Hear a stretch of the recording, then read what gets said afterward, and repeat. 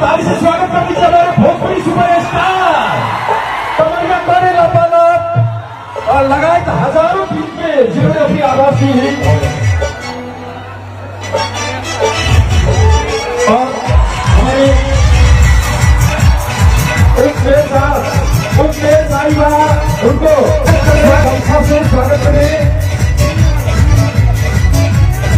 ओहो मेरे भी स्वागत करें हमारे सुपरस्टार कलाकार पवन सिंह को भी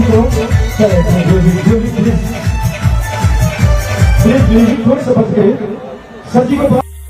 दोस्तों ये video power star Pawan Singh ji का नेपाल में एंट्री करते हुए स्टेज का है।